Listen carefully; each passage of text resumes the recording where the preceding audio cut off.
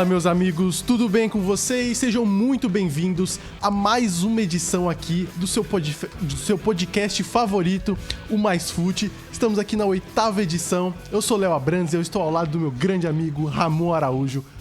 Olá, Ramon. Muito bom dia, boa tarde, boa noite, bordão seu, né, meu querido Leonardo Exatamente. Abrantes. A todos que nos assistem, mais um prazer sempre estar aqui novamente em mais uma semana para fazer esse podcast maravilhoso, Mais Fute, né? Trazendo sempre aquilo que de melhor está acontecendo no mundo da bola, falando da Paraíba. do Brasil, falando do mundo. Paraíba em destaque, não só no Brasileirão Série D, Série C, mas também no Brasileirão Série A com seus grandes representantes aí, Tiquinho Soares, artilheiro. Mas também o Botafogo monopolizou, né? Não, exato. O Botafogo também tá com um bocado de paraibano. Fez uma viagem aqui pra João Pessoa e saiu com um monte. Na última partida contra o Vasco, só os paraibanos decidiram a partida. Paraíba tá bem demais, né, Léo? Na outra partida também, quando foi contra o Palmeiras, Tiquinho Soares também. Então é muito bacana a gente ver a Paraíba aí com grandes representantes na liderança do Campeonato Brasileiro. Sem dúvida nenhuma. E jovens jogadores, tá? Exato. Todos têm 21 anos, com exceção do Tiquinho. Do Tiquinho, já tá na faixa dos Então 30. tem muito tempo aí, tem muito chão pra eles. Exato. Uma pena que eles não tiveram muita oportunidade aqui na Paraíba, né? Exato. Geralmente jogadores assim que se destacam logo cedo aqui na Paraíba vão logo embora. Exemplo, Matheus Cunha. Matheus Cunha, ninguém conhecia o Matheus Cunha, só foi falar do Matheus Cunha quando ele já tava no Leipzig. Nem no Coritiba a gente escutou falar direito dele. Esse é um problema que a gente tem aqui no futebol paraibano, de não valorizar as próprias peças, de valorizar os próprios talentos, que a gente acaba perdendo eles, né? Como aconteceu. Exatamente. E a gente não pode esquecer, viu, Léo? Fazer só um recadinho importante aqui. Pessoal, interajam, tá certo? Nas nossas plataformas aí diversas, tanto no Spotify quanto no YouTube. Se tiver no Spotify, tem sempre uma votação lá no Spotify. Também você pode deixar o seu comentário no Spotify. Exatamente. Mas aqui a gente fala principalmente no YouTube, no youtube.com/maistv. Deixe seu comentário, deixe seu like, interaja aqui com a gente que a gente vai trazer no próximo episódio, né? Exatamente. Faz a interação que a gente traz aqui, a gente comenta, manda um abraço também para se você quiser abraço, enfim. Aqui não vai faltar oportunidade. Eu só queria fazer um breve comentário antes, Léo. Vai, Ramon. Rapidinho, eu preciso fazer esse comentário porque hoje mais cedo... Tirar do seu peito, né? Exato. Eu vi hoje mais cedo, né, e aqui trazendo a informação para quem ainda não está por dentro, que a Associação Internacional de Futebol, que é a IFAB, ela divulgou novas regras para o esporte e uma delas seria ao comportamento do goleiro durante as cobranças de pênalti. Já foi discutido isso antes, né? Principalmente por causa do... de Bull Martins. E aí, o atleta não poderá se posicionar de maneira que distraia o batedor adversário ou toque nas traves e nas redes. Eu vi até um comentário aqui nesse post que eu li aqui pra vocês do TNT Sports. Você vai falar assim, sobre os comentários? Só um comentário que eu gostei muito, que ele falou mesmo assim, daqui a pouco vão proibir o goleiro de agarrar. E é isso, gente. Tá perdendo a graça. Ele quer chamar a atenção? Abaixa as calças. Véi, estão querendo proibir o futebol de acontecer. Não quer distrair? Abaixa as calças. É uma boa opção. Abaixa as calças. Olha aí. Dá o dedo do meio. Velho, ele vai fazer alguma coisa? Eu sou totalmente contra essas regras. Eu acho que isso deixa o futebol muito chato. Eu gosto, inclusive, desse tipo de provocação. Que eu acho porque o europeu foi incitado depois do Dibu Martins, aí ficou com raivinha. Aí descontou nisso. Exato. Mas europeu né? não tem personalidade. Sinceramente, não tem personalidade. É quando eu vejo o sul-americano com essa graça, com essa ginga, aí fica com... Estão querendo criminalizar é forte, né? Mas estão querendo penalizar jogador que dá lambreta. Comemoração já não pode mais, com dancinha que recebe cartão amarelo. Uma pena que isso incide aqui também, porque vem de cima, né? Vem dos patrões da FIFA. Mas enfim, Ramon, o que a gente tem no programa de hoje? A gente vai falar com certeza da liderança de Souza e Nacional, ou melhor dizendo, Nacional de Patos e Souza, no grupo A3 da Série D. Que campanha, né? O Sertão fazendo bem feito, no viu? Topo. No topo. Fazendo brilhar a estrela desses dois grandes clubes paraibanos. Que campeonato vai fazendo o Nacional de Patos. E o Souza agora, eu enfatizei, a vitória do Souza na última partida poderia servir justamente para alavancar o time, que foi a vitória sobre a equipe do Santa Cruz. E se comprovou com essa vitória contra a equipe do Campinense lá em Campina Grande. Exatamente. Vamos falar sobre esses dois times, vamos falar o que aguarda para eles no campeonato. E também vamos comentar sobre essas partidas, porque eles enfrentaram os mesmos adversários e tiveram bons resultados. Exatamente. E também vamos falar sobre o Campinense. O Campinense está numa situação complicada, viu? O Campinense está respirando por aparelhos E vamos comentar um pouquinho dessa situação, de como foi a chegada do Dico Ulley, o que mudou. Foram 2 derrotas para os 2 times paraibanos. Então a gente vai discutir um pouco aqui dessa situação complicada do Campinense, assim como vamos falar do Botafogo da Paraíba. Exatamente. Só um comentário sobre o Campinense. A situação do Campinense tá mais feia do que bater em mãe, né, Léo? Exatamente. A situação tá delicada, tá feia de verdade. E o Belo tá naquela, né? Conseguiu um bom resultado lá fora de casa contra o São Bernardo. Eu digo bom resultado pelo contexto da partida. Quem assistiu o jogo sabe que o Botafogo não merecia sair com a vitória. Não, de jeito nenhum. Com empate, perdão, né? A vitória do São Bernardo seria o mais justo. Mas teve chances, poderia ter ganhado o jogo. E isso é interessante, e a gente vai falar sobre isso. Destacar o Mota, viu? Eu vou destacar hoje o Mota. O Mota hoje eu destaco. É o Moto do Madagascar? É o monstro, né? Ele é o Moto. Grande goleiro. Já fez boas atuações. Maior contratação dos últimos 5 anos da equipe do Botafogo. Eita, ó. Tá aí a afirmação de Ramon Araújo. Mas saindo daqui da Paraíba, vamos pra Arábia. A Arábia? Vamos pra Arábia. O Castro Pinto, que o Castro Pinto, que é o aeroporto aqui, né? Da região metropolitana de João Pessoa. Digo região metropolitana, porque é lá em Bahia, né? Mas veja, o Castro Pinto agora tá com voos internacionais, viu? Com certeza. A gente pode pegar aí e fazer esse desembarque lá na Arábia Saudita. Por quê, Léo? Diga aí, o que é que tem na Arábia Saudita? Direto pra Arábia Saudita, o Castro Pinto tá assim tão bom? Direto pra Arábia. Tá Olha, vendo? Já preparei meu turbante aqui. E ó, a Arábia Saudita, como vocês sabem, eu queria fazer um anúncio aqui, Ramon, que a Arábia Saudita comprou o MyFoot. E foi? A gente vendeu também os nossos direitos? Vendemos nossos direitos. Aí você vai lá trabalhar junto com o Al-Ahly e eu junto com o Al-Hilal. Al-Hilal, né? Al-Hilal. E a gente vai pra lá, a gente vai começar a fazer os programas de lá. O que você acha? Não, eu acho fenomenal. Chamar alguns dos craques que estão por lá, porque pelo menos lá tem sido agora, né, o ambiente onde grandes jogadores têm desembarcado, né, Léo? Exatamente. Uma pena que isso é mentira. Então a gente vai continuar gravando aqui de João Pessoa, que eu acho até melhor, pra ser bem sincero. O clima é mais agradável. Mas a gente não foi contratado, mas muitos outros foram contratados pela Arábia Saudita e a gente vai comentar sobre essa movimentação. Da onde que tá surgindo isso? Por que isso tá acontecendo? E será que isso é bom? A gente vai comentar tudo aqui no MyFoot. Lembrando, Ramon Araújo... Sempre lembrando. Que o MyFoot está disponível em várias plataformas. Se você quiser ouvir no Apple Podcasts, ele tá lá. Olha no aí. Google Podcasts, ele tá lá. Olha aí. No Amazon Music, ele tá lá. Olha só, olha lá. E também no nosso queridíssimo Spotify. Olha aí. E no YouTube com vídeo, youtube.com/maistv. Se você está assistindo por aqui, já deixa o seu like, se inscreva. Não perca nada que está acontecendo aqui. E no Spotify também você pode ouvir, se você quiser ouvir lavando a louça. Exato. Se você quer ouvir só sobre a Arábia Saudita, tá lá o minuto certinho na descrição. Então... Isso tudo ajuda, né? Ajuda na hora de escutar. Demais. Quer ouvir só sobre os times paraibanos? Tá lá identificado certinho a minutagem. E é isso, né, Ramon? É isso. Antes de mais nada, né, agradecer sempre o apoio, toda a ajuda e suporte que a Rede Mais nos dá aqui, né, todo o espaço e ambiente para que a gente possa estar gravando esse podcast. E claro, quem gosta de acompanhar noticiários, saber, ficar bem informado das notícias aqui da Paraíba, do Brasil e do mundo, acompanha o programa Hora H, que acontece de segunda a sexta com a dupla Wallison Bezerra e Aaron Cid. Quase que fugiu. Cuidado, viu? Vixe, o nome do homem quase que foge. Todo dia, de segunda a sexta, às 18 horas da noite, você acompanha essa isso, dupla. Os magnatas do noticiário. Os magnatas do noticiário paraibano. Olha aí. É isso, Ramon. Mais conteúdo, mais qualidade, mais futebol. Esse é o MyFoot. Bora. Simbora.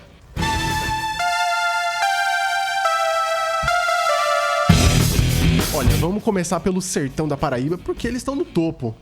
Estão lá em cima. Nacional de Patos e Souza estão na liderança do grupo A3 da Série D. O Nacional está com 20 pontos e o Souza está com 19, ao lado do Santa Cruz. A mesma pontuação do Santa Cruz, mas o Souza tem uma vitória a mais, 6 vitórias. Está uma à frente do Santa Cruz e por isso ocupa a segunda colocação, enquanto o Nacional tem 20 pontos. Olha aí. Os dois enfrentaram os mesmos adversários. Tanto o Santa Cruz quanto o Campinense, os dois enfrentaram. O Souza venceu as 2 partidas, venceu o Santa Cruz dentro lá do Marizão e venceu o Campinense ontem por 2-1 no Amigão. Um jogo assim que a gente vai comentar um pouco também sobre a questão. Vamos começar pelo Souza, já que eu puxei por aqui? Vamos começando pelo Souza. O Souza teve uma partida muito complicada contra o Santa Cruz, né? Saiu atrás do placar e conseguiu a virada. E mais uma vez naquele estilo do Souza, né? De controlar a posse de bola, de ter mais ímpeto ofensivo. Souza mais parecendo Souza, né, Léo? Exatamente. Voltando a ter grandes exibições. E nesse jogo contra o Santa Cruz, ele teve mais dificuldades, mas conseguiu mesmo assim, ali no final, fazer a virada e conseguir esses pontos que foram fundamentais para recolocar o time de volta no campeonato. Lembra que a gente aqui falou como o Souza estava bambeando no campeonato e essa vitória foi muito importante, né? Exatamente. Começando pela vitória com o Santa Cruz, no programa passado a gente falou sobre a importância do resultado contra o Santa Cruz para a equipe do Souza, porque era o tipo de vitória que o Souza precisa mandar tanto para crescer a questão do ânimo da equipe dentro da competição, dar mais moral realmente para a equipe do Souza. Só um destaque aqui, o Souza tinha perdido 3 jogos entre 4, Santa Cruz, Potiguar, aí ganhou do Iguatu e perdeu pro Iguatu fora de casa. Então, nesses 4 jogos foram 3 derrotas. Vinha com uma sequência ruim e a gente falou isso no último programa, Léo, que o Souza precisava de uma vitória contra o principal time do grupo, que era o Santa Cruz, a equipe, vamos dizer assim, mais temida do grupo, a equipe a ser batida. E para que isso? Para tanto dar mais moral para o time, como também para mandar um recado que, como eu tinha dito, para se pensar na classificação para a Série C, precisa se vencer esses grandes jogos. Sim, exato. Precisa mostrar que a equipe tem time e elenco para poder vencer grandes partidas. E eu acredito que isso deu essa animação, essa injetada de ânimo, de confiança no elenco do Souza, que é uma equipe muito boa. A gente sabe disso, a gente tem acompanhado o Souza desde do Campeonato Paraibano. É um elenco que está aí, não só no Paraibano, como no ano passado, está aí há uma sequência de anos. Foram a duas finais já de Campeonato Paraibano, então é uma equipe muito forte. Exatamente. E aí veio com confiança lá em cima contra um Campinense que já vinha de uma derrota pro Nacional de Patos, vinha pressionado pelo seu torcedor, pela própria competição em si, porque o Campinense estava na vice-lanterna do grupo A3. E ainda está. E aí o Souza vai numa partida que não foi fácil, tá? Não pense que pelo resultado, pelo Souza ter vencido e a questão do jogo proposto pelo Souza, o Souza teve um conforto na partida, não, muito pelo contrário, o jogo foi bastante disputado, porém o Souza conseguiu ser mais efetivo, conseguiu o resultado, conseguiu a vitória num jogo que era dificílimo e que, isso aqui é importante destacar, apesar da má campanha que o Campinense vem fazendo, o Campinense ainda não tinha perdido dentro de casa. E aí o torcedor ainda tinha essa esperança do Campinense, a equipe tinha essa confiança dos jogos dentro do Amigão, e aí o Souza é a primeira equipe a vencer o Campinense no grupo A3, lá no Amigão. Então, é uma vitória que ainda dá mais moral para o time. É uma vitória que eu gostei bastante, muito por conta de que fugiu do que o Souza conhece. Então, a gente está acostumado com o Souza, que controla a bola, que controla a posse de bola, que é uma equipe que gosta muito de trocar passes. A gente aqui já brincou, né? O Manchester City do Sertão. Né? Uma equipe que gosta dessa posse de bola, que gosta de atacar, tem um ímpeto ofensivo, é o melhor ataque do grupo A3 da Série D, com 18 gols. Então, é uma equipe muito forte ofensivamente. E ontem, lá no Amigão, a gente viu como o Souza conseguiu se portar defensivamente. Isso entra também muito na própria situação do Campinense de precisar da vitória. Então o Campinense conseguiu ter esse ímpeto mais ofensivo e até mesmo, por conta que a gente já comentou isso no último episódio, com a chegada do Dico Uller, que tem essa pegada muito ofensiva. Então a gente viu um Souza muito mais defensivo nesse jogo e por mais que não seja da característica do time, eles conseguiram segurar o placar. Óbvio que eles tomaram um gol, mas foi um gol a partir de uma bola parada, que bateu na trave e sobrou para um jogador. Então foi um gol, assim, não querendo diminuir o gol do Campinense, mas é um gol de sorte. Assim como também o Souza fez um gol de bola parada, também é um gol de sorte. Mas, querendo ou não, o Souza conseguiu segurar o Campinense, por mais que o Campinense teve muitas boas oportunidades de abrir o placar. Mas a gente viu um Souza fugindo da casinha e isso é muito importante para a próxima fase. É preciso ter adaptações dentro do sistema de jogo para entender também o cenário que a equipe se encontra dentro da partida. Não é vergonha nenhuma, e isso aqui eu destaco, não é vergonha nenhuma para uma equipe se recuar em determinados momentos do jogo quando se tem um resultado. Isso é jogar com inteligência, é você entender o jogo e você saber como jogar. Eu digo isso porque eu me lembro perfeitamente, e aqui me vem à memória eu citar um jogo que para mim é emblemático. A equipe do Japão, na Copa do Mundo 2018, abriu 2-0 contra a equipe belga. Sei. E não deixou de querer propor o jogo. Deixou a equipe da Bélgica, claro, com espaços para poder vencer. Porém, qual é o ponto em questão que eu quero falar? Apesar da Bélgica conseguir um empate, o Japão continuou querendo fazer o gol. Não buscou, por exemplo, se fechar mais e buscar uma partida numa prorrogação, numa possível prorrogação. E aí o que acontece? Numa jogada de contra-ataque, veja, o terceiro gol da Bélgica é numa jogada de contra-ataque. E se uma equipe recebe um contra-ataque é porque a equipe ela está no ataque. Então é jogar com a consciência. Exemplo também, Brasil contra a Croácia. Brasil tinha o resultado em mãos. De vez de fechar a casinha, de ficar mais tranquilo ali, o Brasil continuou querendo propor o jogo, fazer marcação-pressão lá em cima e toma aquele gol também de contra-ataque da Croácia. Souza conseguiu ter a compreensão e a dimensão da partida, consegue entender como estava o cenário do jogo naquele momento, joga com o resultado em mãos, consegue a vitória. E é isso. Isso é importante porque mostra que o Renatinho Potiguar, que os jogadores do Souza estão entendendo como funciona um campeonato. E isso aí, claro, deixa a equipe com uma margem de crescimento ainda na competição, mas já mostra que o Souza agora conseguiu readquirir a confiança que talvez tivesse perdido nessas 3 derrotas que nós citamos anteriormente. E é interessante a gente ver também na partida como no primeiro tempo o Souza teve muita dificuldade de segurar o Campinense, né, que veio muito ofensivo para a partida. Na segunda etapa, o Souza conseguiu se readequar e conseguiu neutralizar o Campinense, porque o Campinense não diminuiu o pé, tava precisando da vitória, tava empatando, não é pior que uma derrota, mas precisava dos 3 pontos para continuar vivo na competição. Mas o Souza conseguiu se readequar, uma conversa ali no vestiário foi o suficiente para o time melhorar, segurar o Campinense e ainda conseguir a vitória por 2-1. Exatamente. Então, esse fator e essa partida foi muito importante para o Souza mostrar que tem capacidade e tem repertório para conseguir segurar as partidas. Já puxando para o outro tema, que é o Nacional de Patos, Perfeito. É o que eu vejo de bom do Nacional de Patos, é justamente essa versatilidade. É uma equipe que você vê muito tempo ela trabalhando a posse de bola, tendo troca de passes, mas também a gente vê uma equipe muito fechada na defesa e que consegue segurar quando precisa. Então, essa versatilidade que o Souza mostrou é algo que o Nacional de Patos já mostrou há um bom tempo, né? O Nacional de Patos, depois que perdeu pro Pacajus no dia 11 de junho, por 1-0 lá no Ceará, ganhou do Pacajus em casa, ganhou do Globo, ganhou do Campinense e agora empatou contra o Santa Cruz numa partida assim, cara, incrível. Juro pra você, eu acompanhei essa partida, não perdi um instante porque ela tava muito boa. O Arruda lotado, então isso já proporciona um espetáculo. E aí o Nacional de Patos já teve 3 gols logo de cara, no primeiro tempo. E aí depois o Nacional empatou e o Nacional tava melhor, tomou o gol, continuou melhor, empatou, tomou o gol, continuou melhor. E aí no segundo tempo fez o gol e depois deu uma recuada.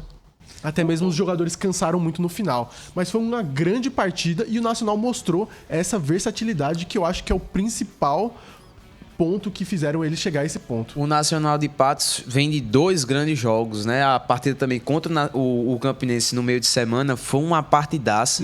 Eu pude acompanhar esse jogo aí desde o primeiro minuto. E o Campinense justamente mostrou esse ímpeto ofensivo e o Nacional muito fechado atrás. Soube suportar bem o ataque do Campinense. E isso aí foi um ponto positivo. A gente vai falar do Campinense ainda, mas a primeira partida do Dico Ulen na frente da equipe do Campinense, nós já vimos um Campinense com um ataque muito bem montado, um ataque realmente assim, com boas ações. E aí o Nacional de Patos, quem assistiu a partida contra o Santa Cruz pôde notar muito disso, e aí é o que eu venho falando isso aqui desde o início do campeonato. O Nacional de Patos, ele tem se mostrado uma equipe muito guerreira, com uma capacidade de reação quando está atrás do placar muito forte. E isso, diversas vezes no campeonato, o Nacional de Patos ou estava empatando ou estava perdendo o jogo e mostrou essa capacidade de buscar um empate, de buscar uma vitória na reta final, no segundo tempo. E isso mostra também do coração do time. O coração que essa equipe nacional de Patos tem, e é o que eu falo isso aqui abertamente, não tenho nenhum problema de falar isso. É uma equipe que tem conquistado o meu apreço, o meu carinho. Eu tenho torcido realmente pelo Nacional de Patos nesse sentido. Vamos falar um bastidor aqui interessante? Fala aí, manda. Que no jogo, no dia que foi Nacional de Patos e Campinense, Souza e Santa Cruz, a gente pensou assim, vamos cada um assistir um jogo, para que a gente pudesse comentar de uma forma melhor, né, a partida e entender mais como foram as dinâmicas dos jogos. Nós dois assistimos o jogo do Nacional de Patos. Por quê? Primeiro que obviamente era um clássico da Paraíba, mas também porque a gente gosta de ver esse time do Nacional de Patos. É uma equipe muito interessante, porque não só por conta dessa versatilidade, mas é uma equipe que tá mostrando bons jogadores ali. Eu gosto muito do futebol do Kel Baiano. Eu também gosto. Eu só acho que o Kel precisa ser um pouco mais caridoso, tocar mais a bola. Às vezes ele é muito egoísta em alguns momentos. É bom, claro, para um atacante isso em determinados momentos, mas eu acho que em alguns momentos essa tomada de decisão do Kel Baiano precisa melhorar. Meu jogador favorito da equipe nacional de Patos aqui, eu não escondo ninguém, é o Arthurzinho, que é o lateral esquerdo da equipe. Tenho um carinho gigantesco por ele. E também pelo esquerdinha, que é o maestro do time, né? O camisa 10. Joga uma bolaça. É uma equipe experiente, mas tem jogadores jovens e é uma equipe que consegue dar muito trabalho para os adversários. Sim. Então, é valorizar o trabalho do Rodrigo Fonseca. Inclusive, vamos ouvir o que ele falou da partida contra o Santa Cruz, onde foi uma partida também muito emblemática para o Nacional de Patos, até mesmo uma equipe aí que não tinha divisão no ano passado e briga para manter esse calendário no ano que vem, e enfrentou uma equipe de muita tradição. Como o Rodrigo aí falou, a principal camisa da Série D. Vamos ouvir. Perfeito. Sabíamos a dificuldade desse jogo, né? Um confronto direto aí pela liderança da competição no nosso grupo, um grande adversário, tradicionalíssimo, sem dúvida nenhuma a maior camisa dessa Série D. Mas nossa equipe teve personalidade, né? Saiu atrás, conseguimos buscar o resultado, empatamos. O adversário fez 2-1, empatamos novamente, soubemos segurar o resultado até o final, que esse resultado nos deixa sozinho na liderança da chave. E quanto mais pontos a gente somar agora, para a gente buscar a nossa classificação, né? Então, ainda não tem nada definido. Temos que ficar muito atento, manter o comprometimento para que a gente consiga mais uma vitória, para a gente cravar a nossa classificação. Pois é, esse aí é o Rodrigo Fonseca fazendo um grande trabalho à frente do Nacional de Patos. E aí o destino, né? O destino levou Nacional e Souza a se enfrentarem neste domingo. Lá no José Cavalcante, vamos ter Nacional de Patos e Souza, clássico do Sertão, e também a briga pela liderança do grupo. Obviamente, o Santa Cruz pode passar os dois se ambos empatarem. Então, vamos acompanhar esse jogo, porque vai ser incrível e muito importante, né? Destaque só para eu fazer aqui um breve comentário. Essa partida, para mim, o clássico do Sertão, sem sombra de dúvida nenhuma, vai ser, para mim, a grande partida da rodada.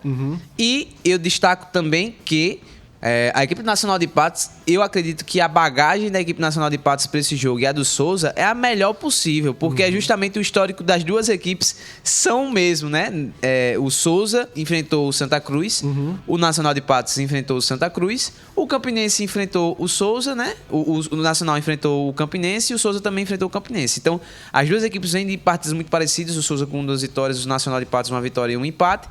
E aí, vem pro Clássico do Sertão, onde, assim, a gente pode esperar de tudo. Exato. A gente pode esperar de tudo, mas sem sombra de dúvida nenhuma, o que principalmente podemos esperar é uma grande partida. Eu só queria fazer um destaque que torcedores do Santa Cruz tiveram que aguentar os torcedores do Nacional de Patos essa semana, porque depois do empate, o torcedor nacional de Patos começou a tirar onda e resenhar com o torcedor do Santa Cruz. Tem vídeo e tudo. Quem ainda não viu os vídeos, vá lá na página Nacional Mil Grau. Eu tenho que destacar essa página aqui do Nacional. É maravilhosa. Fazem memes maravilhosos. E fazem uma cobertura também maravilhosa da equipe do Nacional de Patos. Quem não viu, tem lá torcedor do Santa Cruz reclamando que tinha que aguentar torcedor do Nacional de Patos tirando onda, ou melhor, frescando da cara do torcedor do Santa Cruz. É isso. Vamos mudar de assunto, Ramon? Vamos embora.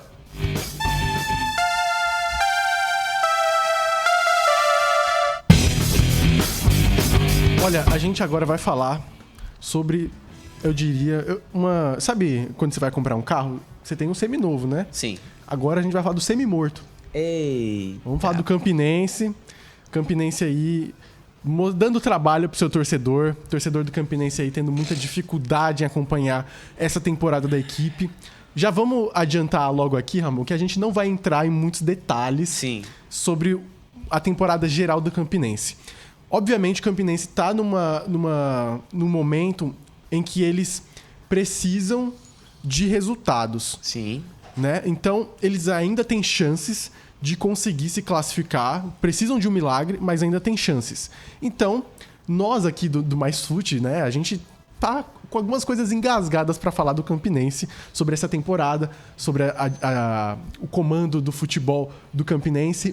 Só o destaque aqui, o torcedor, já tem torcedor falando que é o pior da história do Campinense, mas isso aqui a gente não vai entrar agora. Exatamente, a gente vai esperar ter uma conclusão certeira pro Campinense pra gente entrar nesse assunto. No momento, a realidade do Campinense é que o time tá com 12 pontos na 7ª colocação do grupo, de um grupo de 8, tá em 7º, está a 6 pontos do 5º colocado, não é nem do 4º, é do 5º colocado, porque tá muito disputado esse grupo A3 da Série D, que o 5º tem 18 pontos. Então, é muito difícil o Campinense tirar esses pontos, porque faltam 3 jogos e o Campinense precisa ganhar os 3 jogos e torcer para que outras equipes tropecem, sendo que Souza e Potiguar, que estão na briga, vão enfrentar o Globo, olha aí, que é o pior time do campeonato. Que só fez 4 pontos até então na competição. Então, é muito difícil isso. Lembrando que o Souza joga contra o Globo dentro de casa, que a estreia do Souza no campeonato foi contra o Globo e meteu uma goleada de 5-2 lá fora, lá no Rio Grande do Norte. Então... Exatamente. E os últimos jogos do Campinense é bom a gente falar, porque realmente teve uma mudança de perfil, mas a questão é o seguinte: não tem como você mudar da água pro vinho no final do campeonato, na reta final. Nessa última partida, o Dico Uley teve muitas dificuldades no elenco. Então, ele colocou o Guilherme Escuro improvisado. Obviamente, eu entendi o ponto de vista dele, mas fazer esse tipo de alteração agora é muito complicado. Trouxeram novos jogadores, como foi o caso do Aires. O Júlio Ferrari, que também estreou lateral direito. Mas o próprio Dico Uley, a gente vai ouvir ele daqui a pouquinho, disse que os dois não estavam em condições de jogar 90 minutos. E então, é meio complicado, porque o Dico Uley entrou numa roubada e tá precisando ali tirar do nada, da cartola, alguma mágica pro Campinense não deixar de ter campeonato no ano que vem. Mas é muito difícil, né, frase tradicional do nordestino, né? Tá tentando tirar leite de pedra. A situação é complicadíssima, Léo, porque você tentar... O que o torcedor do Campinense já está, inclusive, desacreditado nesse sentido, e o que a gente precisa falar agora, nesse momento, é que a equipe precisa de uma reação, precisa de uma sequência, da qual, na temporada toda, em nenhum momento, o time chegou a ter, sabe? É bem aquele negócio, como é que eu vou acreditar na classificação do meu time, se até então, na temporada toda, o time não conseguiu fazer algo do tipo? Tudo bem, vai ter partidas dentro de casa ainda na competição. O Campinense jogou a grande maioria da primeira parte desse grupo nas partidas de ida fora de casa. Vai ter jogos dentro de casa para poder decidir junto com o seu torcedor. Só que o problema é que o Campinense não depende mais só dele, entendeu? Uhum. Esse que é o problema. A situação, além de depender só dele... Quer dizer, é um problema depender dele também, né? Exato, é um outro problema. Então, veja, a situação... Eu volto a dizer isso aqui, citando o saudoso... E não é saudoso, assim, mas não morreu não, tá? O Tom Cavalcante, que a situação tá pecuária. Tá pecuária mesmo, a situação tá difícil. E assim, não tem muito o que se dizer do cenário. O cenário é ruim, o cenário é péssimo. Olha, a gente aqui tá procurando palavras, mas o próprio Dico Uley comentou um dos problemas. Qual é o problema do Campinense? Vamos ouvir o que ele falou. Mais uma vez a gente fez um primeiro tempo bom.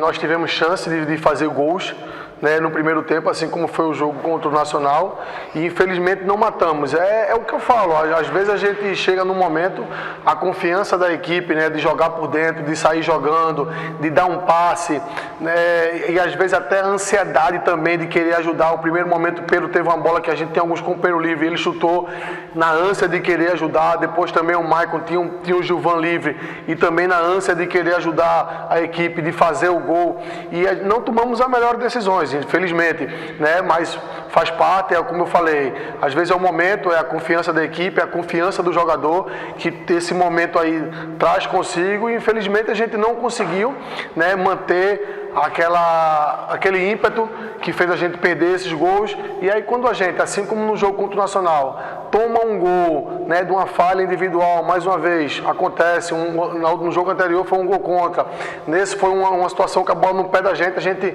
perde para o adversário, então isso abala um pouco mais a nossa confiança, e depois a gente não conseguiu, mas mesmo assim empatamos.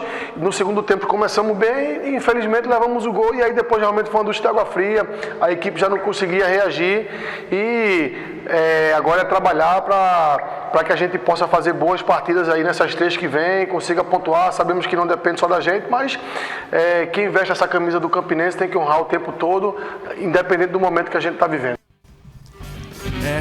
Ele falou que o principal problema do Campinense agora é a própria confiança. E isso, de fato, é verdade. É um dos fatores que prejudica a equipe do Campinense. No próximo jogo, na segunda-feira, no dia 10, o Campinense, no Amigão, mais uma vez, enfrenta o Santa Cruz, que vai ser a decisão para o Campinense.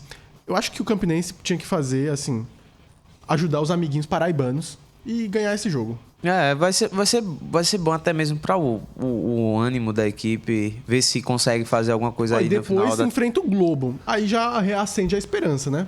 Conseguindo essa vitória e vem o Globo logo em sequência, isso aí, claro, vai ser uma injeção de ânimo gigantesca no elenco, vai dar mais confiança para a equipe, que é o que justamente está faltando. Agora, é claro, a gente não pode esquecer o cenário. O cenário do Campinense é terrível, o Campinense não conseguindo a classificação para a Série C, como está se encaminhando, o Campinense fica sem calendário no ano que vem, acaba o ano no Campeonato Paraibano e fica na situação do 13. A gente sabe que isso é complicado para os planejamentos, para questões financeiras de uma equipe. Vamos mudar de assunto, Ramon? Vamos embora.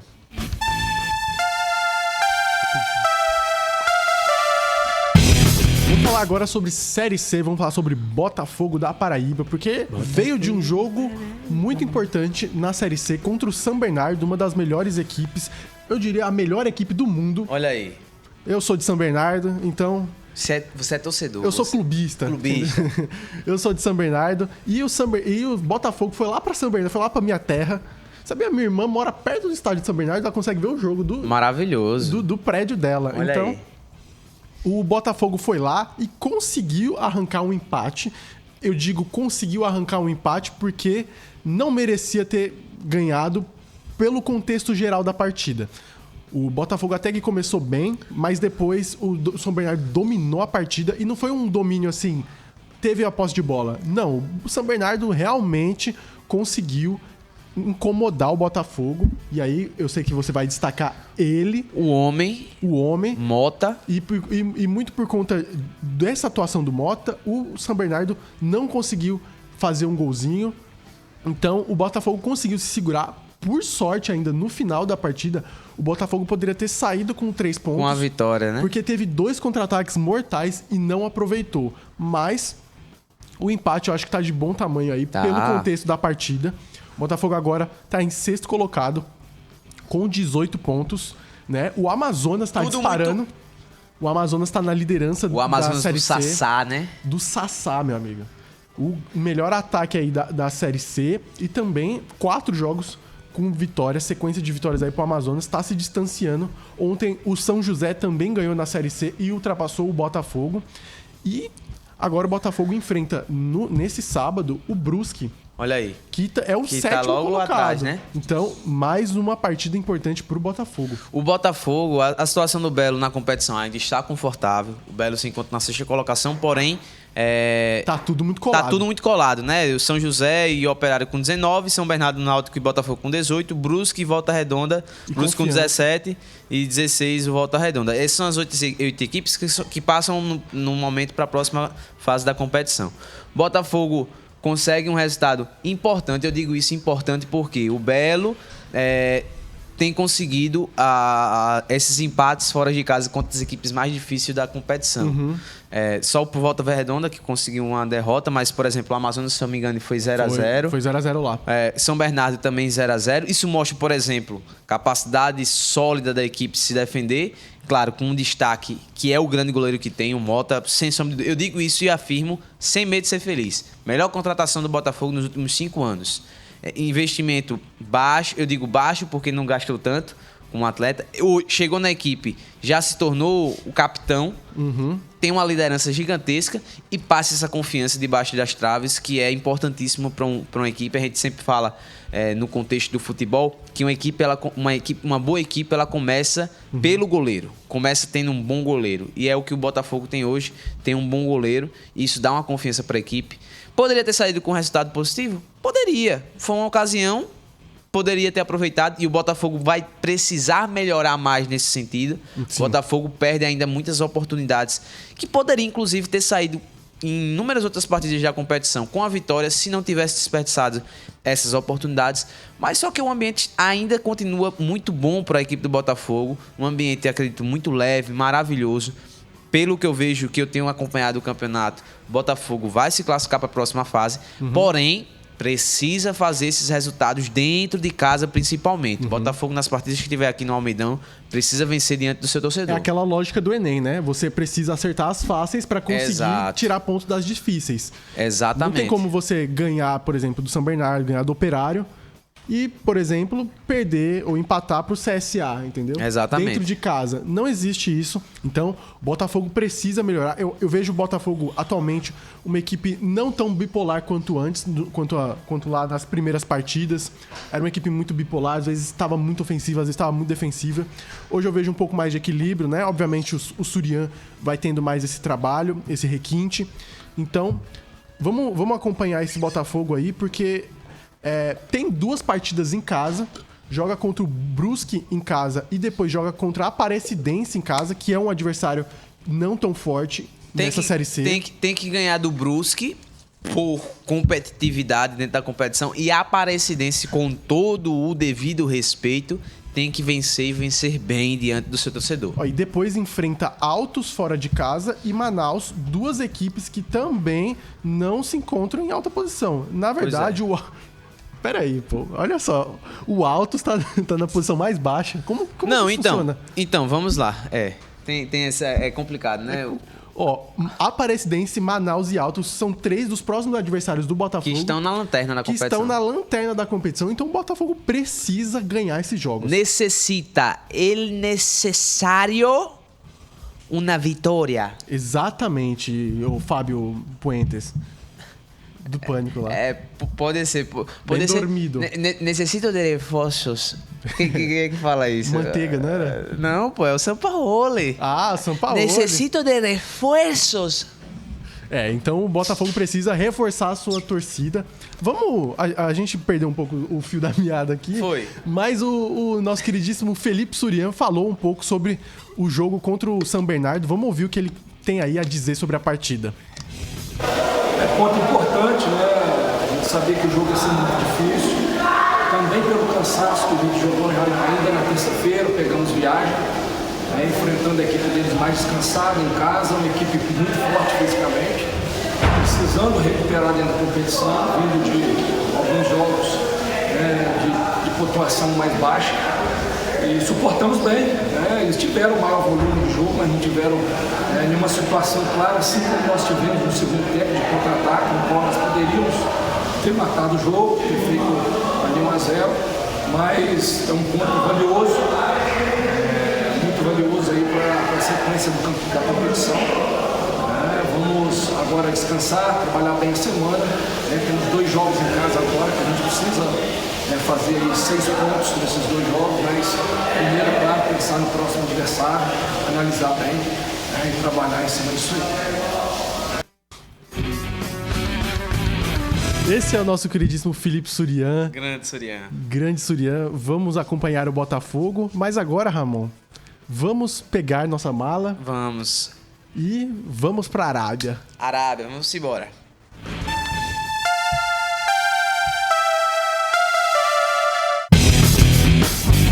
Olha, estamos atualmente dentro da janela de transferências do futebol europeu. Estamos entre o fim da temporada e o início da próxima, né? Já iniciamos a pré-temporada do futebol europeu, né? O calendário do futebol europeu segue o verão deles, né? Enquanto a gente aqui tá no inverno, eles estão no verão. Assim como o nosso verão é o fim da nossa temporada, lá também é o fim da temporada deles, que vai se iniciar uma nova temporada agora. Na Arábia Saudita, eles seguem o calendário europeu, então por isso eles também estão muito ativos no mercado. O campeonato se encerrou, né, nesses últimos meses, e agora vai se iniciar um novo. E agora, o que a gente está vendo de diferente, a gente sempre sabe que a Arábia Saudita é um país muito forte, não só a Arábia Saudita, como o Oriente Médio como um todo. Emirados Árabes, Catar, são países muito fortes em questão monetária. Né? A gente já viu vários casos aí de brasileiros saindo para times, mas agora, meu amigo, o Arábia Saudita se desembestou. Tá contratando todo mundo. Tá contratando tudo. Se não tá contratando, tá sondando todo mundo. É oferta para lá, oferta para cá. Um exemplo recente que eu vi agora é o Al Hilal fez uma proposta de 30 milhões de euros pro Flamengo pelo Pedro. Olha aí. Eu vi também essa proposta. Ganhando salários astronômicos. Cara, eu não tenho o dinheiro aqui certinho do salário do Cristiano Ronaldo, mas o Cristiano Ronaldo chega a ganhar, por exemplo, 1 bilhão por temporada. 1 bilhão de reais por temporada, né? O equivalente a 200 milhões de euros. O Benzema, outro reforço, assim, que pra mim foi surpreendente, né? Qual o nome do mesmo? É Ittihad, né? Al Ittihad. Isso. O time do... É um uniforme bonito, pra ser bem sincero. O preto, amarelo. É o time do Romarinho, né? É o time do Romarinho. Olha o Romarinho! O Romarinho! Ele e o Marcelo Groi. Marcelo Groi também é de lá. Pronto. Aí, a gente já tá falando de 2 jogadores que já jogam lá, e aqui a gente tá falando de muitos outros. Obviamente, vocês estão acompanhando aí o futebol, provavelmente já viram o tanto de jogadores que foram pra lá, inclusive jogadores da Europa, de times fortes, né? A gente viu o Ziyech. O Ziyech tá como alvo. Como alvo, né? Mas temos o Mendy do Chelsea, que foi pra lá, pra Arábia Saudita. Nós temos o Mendy. Nós temos... Kanté, cara. O Kanté, Rubem Neves. Koulibaly. Rubem Neves agora que assinou com o Al Hilal, que é o mesmo time do Koulibaly. O Firmino tá assinando com o time também. O Firmino tá na rota de contratação, salvo engano, do... Al Ahly, se eu não me engano. Isso. Acho que é isso. É do Al Ahly, que é o time que... E não só jogadores, como treinadores. Tivemos o Jorge Jesus assinando aí com acho que é o Al Hilal, se eu não me engano. Ou Al Ahly. O Jorge Jesus fechou com o time do Al Hilal. Ele já foi treinador do Al Hilal. Que o Al Nassr, que é o time de Cristiano Ronaldo, fechou com o Brozovic, né? E com o Luiz Castro, que é o treinador do Botafogo. Exatamente. Depois de todo moído. E eu acho que esse é o ponto aqui que fez a gente tomar essa iniciativa de falar um pouco sobre a Arábia Saudita. É justamente essa contratação do Luiz Castro, que é muito emblemática de uma maneira negativa para o torcedor do Glorioso, do Botafogo. Mas é porque chamou a atenção, né? Chegaram, eles... apresentaram a proposta e já conseguiram sair com o Luiz Castro, deixando esse buraco aí no futebol brasileiro, né? Principalmente uma equipe que está liderando o campeonato. E isso é muito, muito, eu diria até triste, porque a gente estava acompanhando o trabalho do Luiz Castro. Chegou uma proposta assim que, cara, não tem o que fazer. Eu acho, obviamente tem muito torcedor aí falando de mercenário. Véi, não tem o que fazer. Todo mundo, assim, eu sempre coloco essa situação. Se coloque na situação como trabalhador. Uhum. Você está trabalhando numa empresa, chega uma outra empresa lhe propondo um contrato onde você vai receber muito mais. Cara, se você tem família, se você tem filhos, uma esposa, um pai, uma mãe que você pode ajudar, inclusive dar um conforto maior. Cara, se você recebe uma proposta que recebe 10 vezes mais do que você recebe atualmente, você não vai pensar 2 vezes no futuro dos seus filhos, no futuro da sua esposa, no futuro da sua família em geral. É poucos que aceitam, né? A gente teve o caso do Pedro, ainda essa proposta não teve nenhuma... Por enquanto não teve nada. Exato. Aparentemente o que apontam, né, as fontes do Flamengo é de que o Pedro não aceitou a proposta, mas, obviamente, é tentador, né? É tentador. Pelo que eu soube, ele não aceitou por conta da questão da seleção brasileira, que ele pensa em questão de convocação. Só que aí tem todo aquele cuidado. Por exemplo, já soube aí, por exemplo, em questões de bastidores, que o objetivo do São Paulo é recuperar o quarteto que foi campeão em 2019. Então, sendo isso, o Pedro perde espaço dentro do time. Sim. E aí, ele perdendo espaço dentro do time, é interessante para ele continuar no Flamengo. Ele não tá na melhor fase no Flamengo. Exatamente. Então, é algo sempre muito tentador. E a questão... Já soube que vai ter uma outra proposta com mais dinheiro para ele, para ver se ele aceita. Então. E justamente... Esse movimento da Arábia Saudita tá assustando um pouco a gente, assustando muitas pessoas também, porque é um movimento que não é tão natural, não é? Porque tá acontecendo em manada, né? São vários jogadores indo para lá, vários jogadores como alvos. Então, é interessante a gente analisar isso do futebol saudita. Eu ia falar arábico, mas é saudita. Saudita. Porque já aconteceu isso antes. Não é novidade, porque a gente teve o caso da China. Da China. Onde eles tiveram uma movimentação muito forte. Um pouco mais antes da China, 2014, nós tivemos Japão, 15, tivemos MLS também fazendo isso. Naquele caso, na China, o que é diferente agora da Arábia Saudita, a China tratou com empresas. Empresas eram donas das equipes, né? Eles abriram o mercado para essas empresas. Como um exemplo, o Guangzhou Evergrande. Guangzhou é uma empresa. Olha aí. Então, a China teve muito esse aporte financeiro das empresas. E aí, depois, simplesmente, as empresas começaram a quebrar. Depois, o governo entrou no meio, tentando tirar com que essas empresas tivessem um ímpeto tão grande no futebol. Então, já tiraram não diminuíram esse aporte das empresas no futebol. No caso aqui da Arábia Saudita, é o governo saudita que está injetando muito dinheiro. É a principal fonte de renda das equipes. Aqui no futebol brasileiro, os direitos de televisão são o que mais salvam as equipes, né? Não só aqui no futebol brasileiro, mas também na Europa, né? Por exemplo, o caso da Premier League, que tem uma divisão de 100 milhões de libras para todas as equipes, né? Aqui no futebol brasileiro, né, a demanda da Globo é o que salva muitas equipes. Lá na Arábia Saudita é o Ministério do Esporte que faz aportes gigantescos para as equipes. Dinheiro no mundo. Dinheiro, né, que vem necessariamente da indústria petroleira, que lá no Oriente Médio é o que dá esse ambiente para eles, né? Obviamente também entra em questão de geopolítica, por exemplo, a Arábia Saudita e, como é o caso do Catar também, são países muito ricos, mas também muito pobres, uma desigualdade econômica e social enorme. Então, no caso da Arábia Saudita, eles pegam esse dinheiro, né? Que eles já têm muito dinheiro, então eles costumam já ter uma condição muito melhor que as outras equipes, mas esse aporte financeiro ficou muito maior recentemente. Olha, eu tenho acompanhado essas transações, essas movimentações no mercado, e assim, de um ponto de vista estratégico, eu no início acompanhava e eu via muita gente falando que se a Liga Saudita tem essa pretensão de se tornar uma das principais do mundo, o movimento não está sendo correto porque estão contratando jogadores em fim de carreira. Cristiano Ronaldo, Benzema. Só que aí de repente vem Rubem Neves, um jogador de uma classe mundial, 26 anos, Giovani do Palmeiras indo para lá. Koulibaly, que até 2 anos atrás, antes de ir pro Chelsea, mas que foi uma temporada... Também. Então, mas foi uma temporada onde ele não rendeu tão bem, mas ele com 29 anos ele vai pro Chelsea. Hoje ele tá com seus 31, ele tem mais ou menos a idade do Neymar.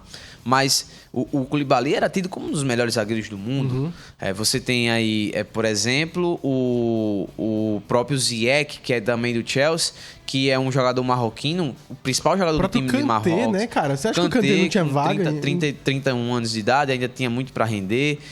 O Mendy também é um goleiro com 28 anos de idade. Mas estava em baixa. Estava em baixa no Chelsea. Então, assim, eu fico analisando esses contextos, eu vejo grandes jogadores do mercado saindo, por exemplo, o Firmino, apesar da idade de ter 30 e poucos anos, 31 se não me engano, mas o Firmino tinha bola ainda para render em grandes clubes e tá aí fechado já com o Al-Ahly. Nós temos quem mais? Benzema, cara, você acha que o Benzema não tinha tinha pelo menos capacidade para jogar 2 anos para jogar no Real Madrid? Ele poderia ter jogado no Real Madrid e ele optou para jogar na Arábia Saudita. Não foi o caso do Cristiano Ronaldo, onde ele não tinha o que fazer. Exatamente. Nós temos aí o próprio Al Hilal, que é o time de Jorge Jesus. Jorge Jesus foi anunciado essa semana. Tá interessado em trazer o Neymar, o Verratti, o Salah, Bernardo Silva. Veja, são jogadores de classe mundial. É loucura, parece até, né? Pois é. Mas tem todo mundo esse no elenco. Pois é. Então, assim, você observando aqui a questão dos interesses, jogadores que tem, por exemplo, Saúl, que jogou no Atlético de Madrid e no Chelsea, perdeu um pouco de espaço nessas equipes, é um jogador que também está desse radar dos clubes sauditas. Então, eu vejo que, pelo menos nesse primeiro momento, a estratégia é trazer grandes nomes. E eu acho que a cada temporada nós vamos ver nomes ainda mais interessantes, ou pelo menos jogadores de nível mundial, chegando para jogar na Liga Saudita. E eu acredito que existe, na condição dessa liga, uma realidade diferente da China, que é justamente a questão do dinheiro, que não para, gente. É dinheiro demais. São rios e rios de dinheiro. Não vai quebrar o futebol saudita, porque tem muito dinheiro. Dinheiro é aquele negócio, né? Eles só vão parar se eles quiserem. Exatamente. E aí, você observar esses cenários, você percebe que, assim, a tendência eles começaram com o marco, a compra do Cristiano Ronaldo. E a intenção deles é expandir isso cada vez mais. A gente vai ter que ficar de olho, vai ter que acompanhar com mais clareza. Quase que o Messi foi pra lá também. Quase que o Messi foi pra lá também. E eu vejo assim, dependendo de toda a situação dos atletas e tudo mais, mas se a Liga se fortalecer, os jogadores vão começar agora, colocar a Liga Saudita como uma meta, não mais como uma opção apenas para ganhar dinheiro. Claro, tem muita gente que tá indo para ganhar dinheiro, mas isso pode acontecer de se tornar realmente um celeiro e um ambiente de um grande nível de futebol disputado. Exatamente. Eu também acho que pode ter esse ímpeto, assim, grande, assim, pode se tornar uma grande liga, mas eu não vejo, né, já dando minha opinião, não vejo isso como a melhor maneira para você fazer isso. Porque, cara, o futebol você não consegue conquistá-lo com dinheiro. Por mais que o dinheiro seja tudo, você não consegue conquistar tudo com dinheiro. Então, essa estratégia da Arábia Saudita é algo, assim, superficial, eu diria. Você não está conquistando pessoas pelo seu campeonato, pela sua cultura, pelos seus talentos. Você está conquistando pelo dinheiro, pela fama. E isso nunca vai dar certo, na minha opinião. Eu acho que, por mais que a Liga vai ganhar mais dinheiro, mais visibilidade, eles têm que dar valor ao que eles mesmos produzem. Então, aos próprios sauditas, à própria cultura do Oriente Médio. Então, quando eles contratam esses jogadores, eles deixam entender que a cultura deles não é suficiente, que eles precisam desse apoio, desse aporte de fora, sem que eles precisem conquistar isso deles. E o pior de tudo, a gente sabe que essa estratégia não é nem pelo futebol.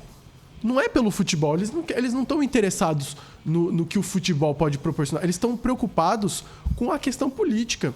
Eles querem ser bem vistos pelo Ocidente. Eles querem ganhar esse apreço. Eles querem fingir que a gente não olha para a questão dos direitos humanos, que são violados muito lá nessa região, no Oriente Médio. Já teve essa polêmica durante a Copa do Mundo. A Arábia Saudita não é diferente, né? Então, isso é uma estratégia, né, que o povo chama de sports washing, que é você justamente usar a imagem do esporte para que o esporte cubra, né, no caso o futebol, para que o futebol cubra essa imagem negativa do país. E vai funcionar para muitas pessoas, mas aqui é uma nossa função do Mais Fute, da imprensa também, é lembrar dessa questão. Eu não tenho problema nenhum com a Arábia Saudita tendo esse ímpeto no mercado. A questão é que isso não agrega valor à liga, na minha opinião. Porque já vem com uma questão assim deficitária. Não tem cultura futebolística, não tem fãs, não tem o nosso apreço, né, aqui do Ocidente, né, pelo menos, não tem esse nosso apreço. Eles vão ganhar uma audiência superficial. uma audiência artificial que não se importa. A gente acompanha o futebol brasileiro porque a gente ama. A gente acompanha o futebol inglês, espanhol, italiano. Eles oferecem algo cultural. Por mais que os países estejam perdendo suas essências, né? Com essas movimentações e tal, de mercado, de transferências, mas eles ainda propõem algo cultural. Algo que a Arábia não está propondo quando eles colocam vários jogadores e vários talentos internacionais numa liga local, entendeu? Esse ponto de desenvolvimento da Liga Saudita é por isso que eu falo que é um ponto que tem que ser bastante estratégico e bem pensado. Nós tivemos outros modelos, como a gente citou aqui anteriormente, né, Léo? Uhum. Tivemos a MLS em um período, né? Tanto ali no início dos anos 70, mais ou menos. Início dos anos 70, não, um pouco depois dos anos 70 e tal, quando trouxeram o Rei Pelé naquele período. Nós tivemos aí posteriormente o Japão, quando levou o Zico para jogar lá também. Nós tivemos a China mais recentemente, onde levou também grandes estrelas para poder jogar lá, Carlitos Tevez, Hulk. Nenhuma dessas são grandes ligas hoje em dia. Então, a gente sabe que só gastar dinheiro, só comprar jogadores não é a solução. Concordo quando você fala que é uma coisa muito artificial, e isso não é contrário, por exemplo, à questão do Al-Nassr, né? Que é o Al-Nassr, que é o clube do Cristiano Ronaldo. Pode ter certeza que hoje o clube ele tem mais torcedores que são torcedores do Cristiano Ronaldo do que do próprio clube. Isso, exato. Sem sombra de dúvida nenhuma. Não sei quais são os planos do governo saudita nesse sentido, porém, realmente, uma movimentação de forma artificial, dessa forma como nós temos observado, isso não vai levar a lugar nenhum. E, claro, também concordo com você quando eu falo que o futebol acaba perdendo nesse sentido, porque realmente não podemos negar. O dinheiro, por mais que ele não compre certas coisas, mas ele continua sendo uma fonte de busca por muitas pessoas que trabalham. O futebol é trabalho. Então, os jogadores acabam pensando sempre no futuro das suas famílias, no seu próprio futuro profissional. Então, eu acredito que acaba se tornando realmente algo artificial nesse sentido.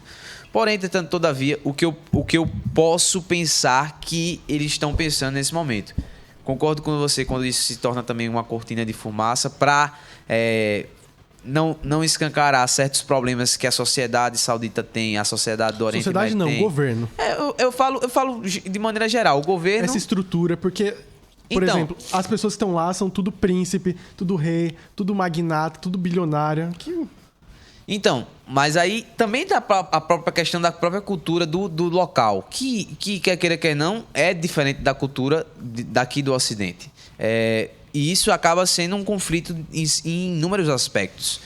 O que eu observo aqui é que, pelo menos essa tentativa, é justamente um primeiro passo para um plano, não sei se de desenvolvimento do próprio futebol saudita. Por quê? Quando você aumenta o nível de qualificação, de qualidade da sua liga, a tendência é que os jogadores em formação da própria liga eles também cresçam essa questão do rendimento. Talvez seja este o plano futuro do governo saudita, que eu não duvido. Agora com a Copa do Mundo, por exemplo, tendo muito mais seleções disputando... Inclusive eles tentando sediar a Copa de 2030. Exatamente. É tudo um planejamento para tentar desenvolver e trazer mais olhares, mais desenvolvimento para próprios atletas do país saudita. E aí vem também a questão da naturalização de alguns jogadores através também da questão financeira. E assim, é tudo muito complicado. Eu fico triste porque eu vejo que isso perde um pouco do lúdico do futebol, né? É uma coisa que eu preservo muito no futebol, essa questão lúdica.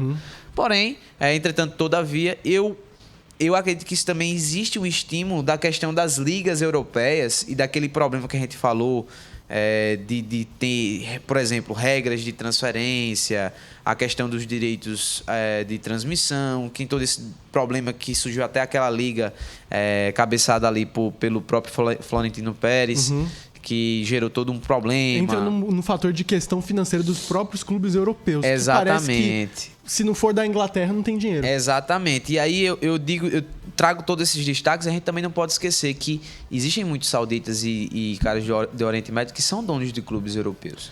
Isso é uma não vou dizer assim, mas é uma expansão da própria cultura do Oriente Médio para dentro da Europa. Faz parte do sports washing você ter times que são donos quer dizer, pessoas da Arábia, do Catar, do Emirados Árabes, que são donos de equipes. Como é o caso do Nasser Al-Khelaifi, do PSG, Isso. Como é o caso do príncipe lá do Manchester City, como é o caso de Mohammed bin Salman, dono do Newcastle, que é, tipo, disparado... O mais rico, né? O mais rico que tem no mundo.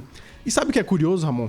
Você falou que a Liga tá tentando colocar essa estratégia, que até mesmo para propriamente valorizar a sua seleção, seus próprios jogadores locais.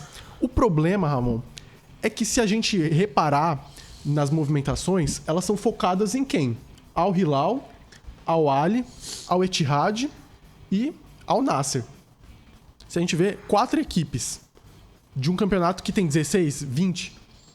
Ou seja, a questão da Arábia Saudita é que essas 4 equipes dominam o campeonato. Não é algo equilibrado. Não é um campeonato super competitivo. Não é. Essas 4 equipes são muito mais ricas que as outras. Num cenário, por exemplo, onde que o Al Ahly, o Al Hilal, que são os que mais faturam, eles têm um faturamento similar ao Flamengo. Olha aí. Eles têm um faturamento similar ao Flamengo. A Liga Brasileira fatura 2 bilhões a mais que a Liga Saudita. A questão é que o dinheiro está concentrado nessas 4 equipes. E justamente o que fez essas equipes estarem no patamar que está hoje? Todas pertencem ao Mohammed bin Salman. Todas pertencem a ele, que é o dono do Newcastle, é dono dessas 4 equipes. Ou seja, o dinheiro vem de uma única fonte para 4 equipes, né? Obviamente tem o aporte do Ministério do Esporte saudita, mas os empresários eles têm muito poder de poder investir, de fazer aportes financeiros nessas equipes. Só que o dinheiro vem de uma pessoa só. E esse é o problema. Eu acho que isso vai estragar o futebol saudita, que eu espero que um dia, realmente, com a sua cultura, com os seus jogadores, eles possam crescer. Não tem problema ter um jogador, uma estrela aqui e ali. Aqui no futebol brasileiro tem. O Brasil já teve o William, que estava no Chelsea. Tem o Luis Soares hoje. Tem outros jogadores que tiveram passagem na Europa. Não tem problema. Não tem problema o Cristiano Ronaldo jogar lá. A questão é que esse efeito manada não é positivo e cria uma audiência artificial. Sem sombra de dúvidas. Que se torna algo muito artificial, isso acho que a gente não pode nem discutir, que é claro e evidente isso. Eu me lembro perfeitamente, acho que o Al Nassr nem 800 mil seguidores tinha direito no Instagram. O Cristiano Ronaldo chegou, deu uma triplicada, quadriplicada, sei lá que bexiga foi, mas aumentou em números a quantidade de seguidores. O que eu só espero, e aí eu falo isso de todo o meu coração, é claro que isso não venha prejudicar realmente o esporte em si. Uhum. Eu sempre torço para que o esporte ele sempre sobreviva e se mantenha acima de tudo e isso aí. E o povo em segundo. Exatamente. Então, eu quero só que, e desejo isso na verdade, que as coisas elas possam se manter e que o futebol não fique prejudicado mediante essas movimentações que a gente tem acompanhado no mercado. E as próprias entidades da Europa já estão manifestando essa questão da Arábia Saudita, até um pouco do que a gente falou, do tipo, essa estratégia não dá certo, a gente já viu acontecer isso antes, né? Você não se cria uma liga, você não monta uma liga do nada. Então, o que a gente tem que fazer é esperar para ver quais são os próximos capítulos. Eu acho que provavelmente agora vai ter uma atenção muito maior. Provavelmente vai ter transmissões aí do Sauditão. Com certeza. Você acompanharia o Sauditão? Eu acompanharia só por causa de Cristiano Ronaldo. Eu amo aquele homem. Eu acompanharia pra ver... Cara, imagine Messi e Cristiano Ronaldo se enfrentando na Arábia Saudita. Eu não queria que eles se enfrentassem. Eu queria que eles jogassem no mesmo time. Eu já tô em fim de carreira. Bota os dois pra jogar junto. Eu queria uma coisa assim. Cristiano Ronaldo no Inter Miami, será que vem aí? Será, hein? E, cara, eu acho que eu chorava. Isso. Acho que é isso, né, Ramon? Tá ótimo, mas a gente falou muito hoje. Não foi muito, né? Gastamos a voz? Gastamos com força. Aí, tá bom, o conteúdo tá bom, acompanham. A gente chegou aqui no final, mas quem assistiu só essa parte final da Saudita, volta pra assistir também, que ficou legal o programa. Exatamente. Um abraço aí pra todo mundo. Obrigado quem tá acompanhando aqui até o final o Mais Fute. Um abraço aí pros nossos amigos, pros nossos companheiros que estão aí acompanhando sempre o programa. Meu amigo Iago, Tainan, a galera da diretoria. Aí. Quer mandar um salve pra alguém? Salve pra minha mãe. Um beijo, mãe do Ramon, Maria Cristina. Mulher maravilhosa no meu coração. Um abraço aí pra todo mundo e até a próxima, meus amigos. Fui.